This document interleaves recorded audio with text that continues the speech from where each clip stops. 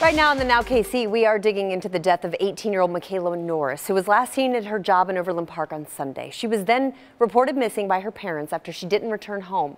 Her body was discovered last night, and police say a person of interest in her disappearance was also found dead in Liberty. There's so much to sort out on this, so 41 Action News reporter Sarah Plake is live to try and help us do that. Sarah, what do we know? Well, this is where police found Michaela Norris's body. They believe Kareem McCoy Lee dumped her here, but it's still uncertain if this is where she died. Now, we did some digging. We found out that McCoy Lee was familiar with this area. It turns out his uncle lives just right across the street. But looking to his Facebook post, that's where he gave everything away. And when you look here in this post, he says the girl, Norris, was just a pawn for her car. He said his intention was to use her car to go kill his ex-girlfriend. On Tuesday, a woman spotted McCoy Lee in Norris's black Camry at a Gladstone Quick Trip. By then, Norris was a missing person, last seen at her work on Sunday night at 95th and Metcalf.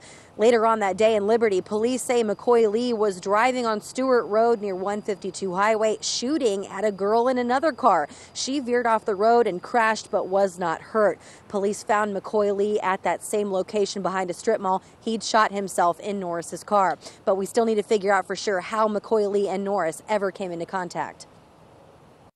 We're working at everything from friends that knew each other to an abduction. We don't know their relationship yet, so we're going to kind of dig into their past and find out if they knew each other before she became missing. And I talked to McCoy Lee's family here in Kansas City. They say McCoy Lee was a disturbed individual, but they are hurting for Michaela Norris's family. Still so much to piece together, and we will keep you on top of that. I'm Sarah Plake here in Kansas City, Missouri for 41 Action News.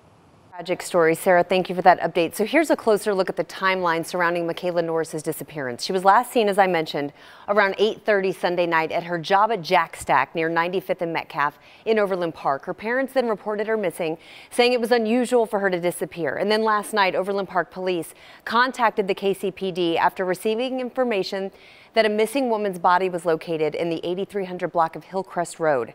That came around the same time that police also released surveillance photos of Kareem McCoy Lee, the person of interest in the case. And then today, KCPD confirmed McCoy Lee was found dead from a self-inflicted gunshot wound in Liberty.